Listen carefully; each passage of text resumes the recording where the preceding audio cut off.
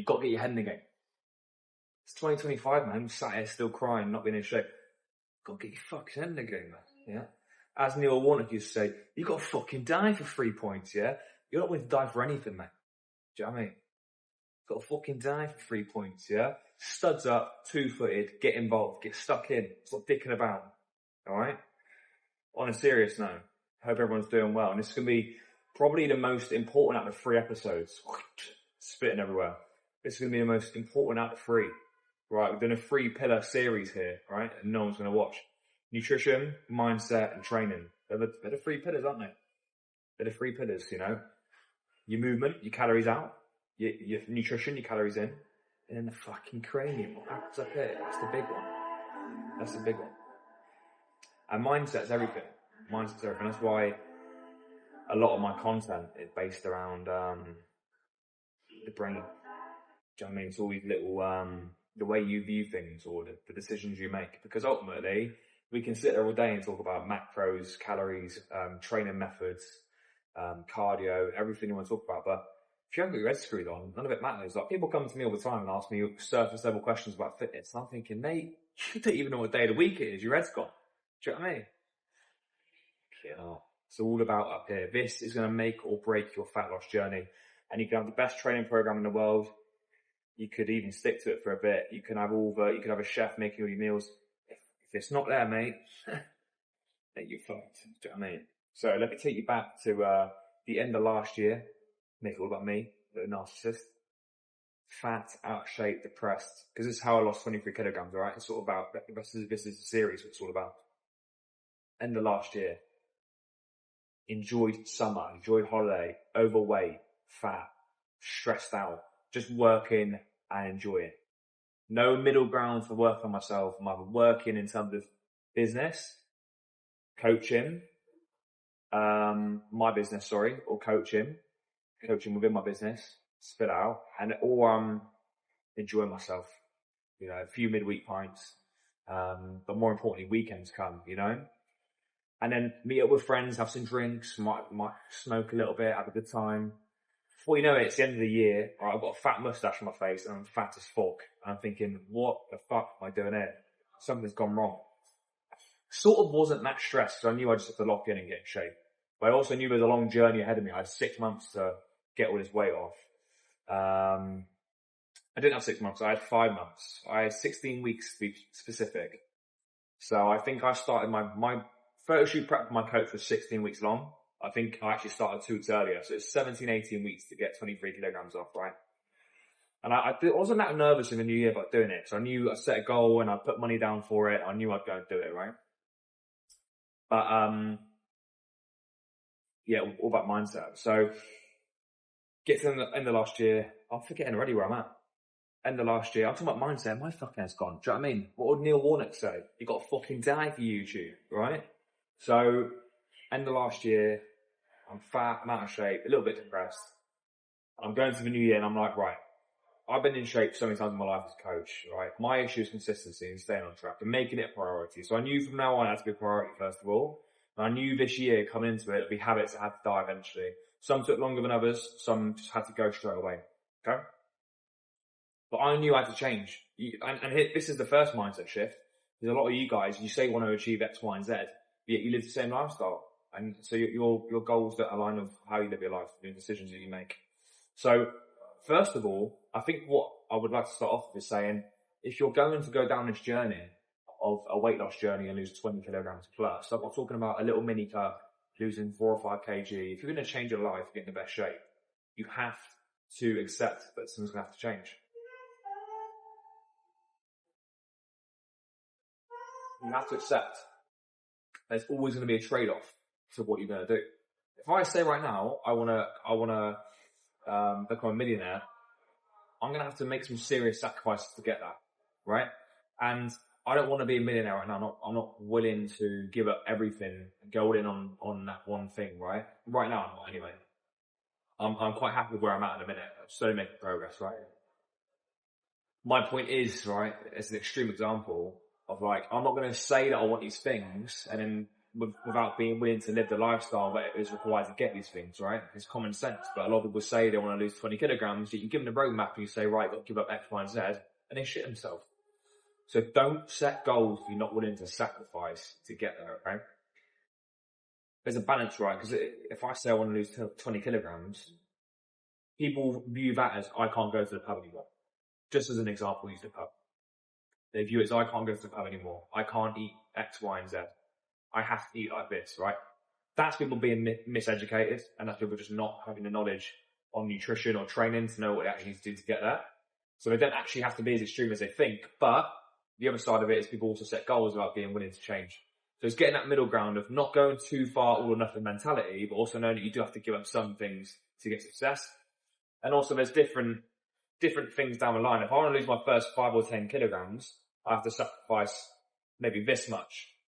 And then if I want to lose my last 10, which is the hard bit, I've got to sacrifice this much. So whatever level you want to achieve to, you have to be willing to admit that you're going to have to sacrifice to a degree. Like the last few weeks, I've had a very social few weeks. I've done a lot of drinking with friends. I've been out for a few meals. I've gained a kilogram back because that's part of the trade-off. If I'm going to go out and see my friends and really enjoy myself, I'm probably going to gain some weight, right? If you're going to book a holiday, you're probably going to get back a bit heavier. It's part of the trade-off you have to make. Do you know what I mean? But we're locking back in now. Let's stress it. But do you get my point? Like, there's always a trade-off to what you're going to do. So before you go into this journey, or if you're on a journey right now and you're not quite willing to get to where you need to be, oftentimes it's just because you're not willing to make the sacrifice to get to where you want to be to the next step. And the person that does make the sacrifice to get to the next step is in better shape than you, and that's why. So, but there's nothing wrong with it if you don't want to make that sacrifice, but also don't go and say you want to lose 10 kilograms. Or be smart about it and start thinking if there's a way you can do it. So, that's the biggest thing. I knew going into this year I had to sacrifice, I had to change. So, I didn't see a lot of my friends for like 6 months. So I was so focused on my goal.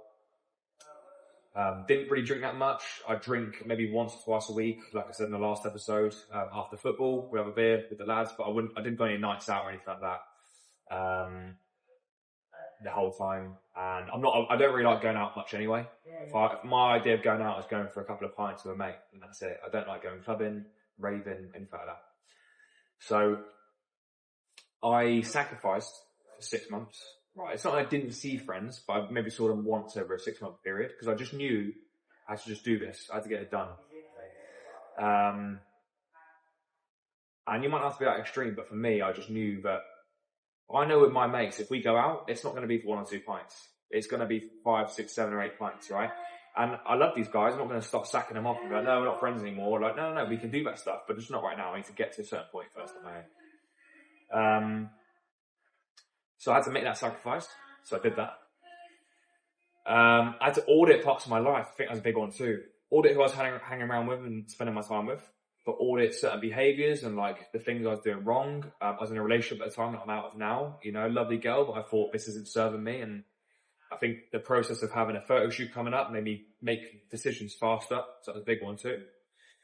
So yeah, I got real about where I was going, why it was important to me, and what I had to do to get that. It's all about clarity. It's knowing, like, why am I doing this, first of all? What do I need to sacrifice? And then start to make an action plan towards that. So that's the biggest thing. So we start getting momentum. And slowly as the weeks go by, like I said last episode, a lot of it's about nutrition. A lot of it starting off is I'm being flexible still. I'm coasting. It's actually quite easy. And we get to a point where it gets harder and harder and harder and harder. So I would say for me, the first 10 weeks of my prep was actually pretty easy. You're counting calories, you're getting your steps in, you're losing a kilogram a week, but you're so fucking fat. But it's fine. You're not feeling that drained. You've still got decent energy because you're feeling pretty good, right? So let's say you're like me, you've got 20 kilograms to lose, right? Just use a big bold number, 20. The first 10 is probably going to be quite easy once you're into the routine of it. Once you get past the first 2 or 3 weeks, and you break through that habit, and you do what I just did as well, you audit your circle, you audit your behavior, you audit your environment too. You start to get to that process where it gets easier that first sort of 10 weeks, alright? Or the first 10 kilograms, right? If you're losing a kilogram a week. The last 6 to 10 weeks after that is the hard part. All right. So that's the part really where you have to get so fucking tight on what you're doing every single day. When I say that, I mean like every single day you're going into it, you have to basically avoid all distractions at all points, right? Like you can't let anything in, right? And it's not saying you have to do it forever. It's like a season of saying no to everything, right? Or pretty much everything. If you can fit certain things in at certain times, you're like, okay, or you have to do certain things. Your best friend's getting married or whatever, fine. But for the most part, you have to try and navigate back off social events and just try and stay so on course, right? Because you don't want to delay this process. You don't want to lose 1 or 2 kilograms and then go off and like have a few weeks where you maintain or go backwards and then get back on it again. No, fuck that. If you're going to get that last 10 kilograms off or last 5 kilograms off, you have to be so tunnel vision and say, I have to do this. There's no if, buts or maybes. You have to stay on that track. Right? I'm being deadly serious here too. This can't, like, because it's going to be so hard, it requires so much focus and effort. Let me just check if the camera's still rolling. I ran for them 10 minutes. We're still rolling. We're in business, baby. It's not one of these things that you can just like take a break from. It's all about momentum and it's all about focus. And it takes so much focus and momentum to get you to the actual end goal, like I did, that you have to literally like live tunnel vision, right? And I don't want to get down the process of being too like grind set, hustle, block out everyone, block your nan on WhatsApp, like, and you can go mental and block everyone out and like sack off all your friends. I'm not going that toxic, but it might be a 6-week period where you have to do that. It's not forever, but you have to sort of be tunnel vision if you really want to achieve your goals, right? Because you're basically starving yourself. You are starving yourself. You're putting yourself through so much discomfort.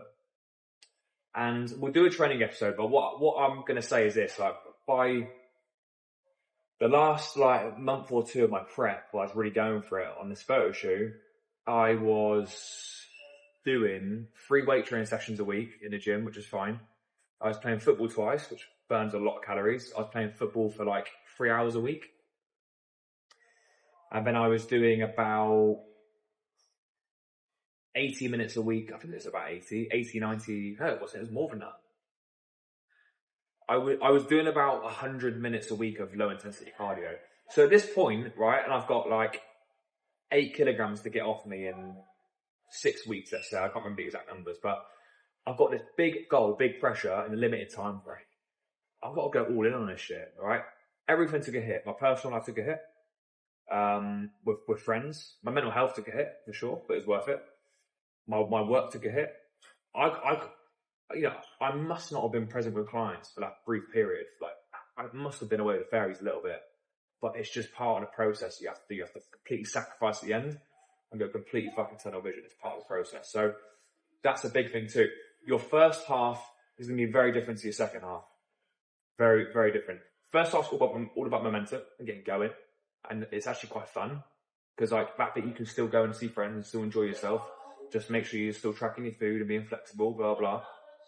The second half is the savage bit because that is just all in tunnel vision. And that's where it's hard because you have to start saying no to people. The second part of this, which is a big one if you're going back to the start, probably more relevant to you if you're just starting off, is there's a process in which whenever you go off track with a nutritionist for a certain reason, it's like a ladder, there's 3 parts to it, okay? So the first part are your thoughts, and any negative thoughts will then go down into your emotions. You'll then have negative emotions after that. And then your emotions are what tend to cause your behavior, alright? We're fucking animals, we haven't got much willpower or emotional control. So your emotions will then dictate your behavior. So it's like you have to sort of reverse engineer your mindset and go backwards and ultimately fix your thoughts starting off. Your thoughts are where all of your results are going to come from and how you build momentum. Which is hard because if you've had the same thoughts for the last 10, 15, even 5 years, it's hard to fix that. So how do you go about doing that? For me, it's like I said, it's changing your environments that you're in and changing the people that you're around. If you've got your mate Steve, right, who's also overweight, but is not encouraging you to lose weight, or whenever you try and do something good for yourself, he starts bad mouthing you. Let's use that as an extreme example. You've got to start pushing these people away because they're going to dictate your thoughts massively, okay? It's things like as well, your environment. If you're going to the pub and you're getting pissed off and you're hungover the next day, no one's ever in a good mood on a hangover, right? So it's that thing of like, stop putting yourself in these positions around these people, in these environments where your thoughts are going to be negative usually. Okay? So I think for me, that's the start of it, is changing your thought process, changing what you put into your ears, into your headphones, the content you consume, the people that you're around, the environments you put yourself in. And that's why things like joining a run club, for example, even joining the gym to extent, but joining a run club, for example, right? Or joining your local football team, something where you've got community around you, where people around you are striving for more. It's so important. And it's not just some hustle bullshit bit of advice. It is true. Who you surround yourself with is massively important, right? And I do it online. I've got my own coach. I'm in his community. I've got a mentor with other coaches who teach people how to market and make content. We're all in a community together. But if I didn't have these communities around me online, I'd be so stuck, because every day I'm just in my own little world, own little zone, and I'm only relying on YouTube videos to keep me fucking going. Do you know what I mean?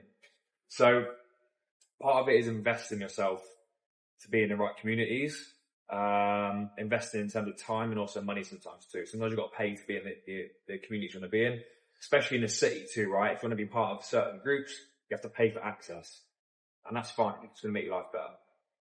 So ultimately, out of this, I'll stop rambling. These are the 3 biggest takeaways for me. Is like that process of like, first of all, you've got to fix your thoughts. That will then go on to fixing fix your thoughts, fix your environment, fix people you're around, like I just explained. That will help you fix your emotions and how you feel. If you've got better thoughts, you're in better emotions after that. And then from there, your behavior will be improved from that too. Okay. After that as well is accepting the trade-offs too, like I said right at the beginning. So if you're going to even start this process in the first place, get clear about what it's going to actually mean. Like, what are you going to have to sacrifice? How is your life going to have to change? Are you willing to actually change? Don't just say you want to lose 20 kilograms. What does it actually look like to you? What does the person who loses 20 kilograms look like? What does he do?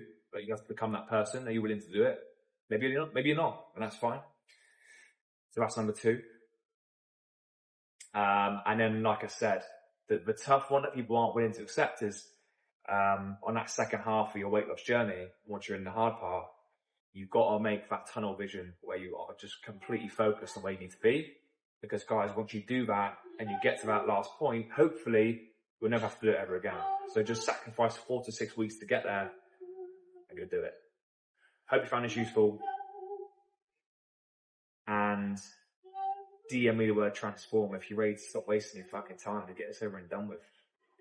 Mindset of Hammy. Hope you enjoyed it. Have a great day.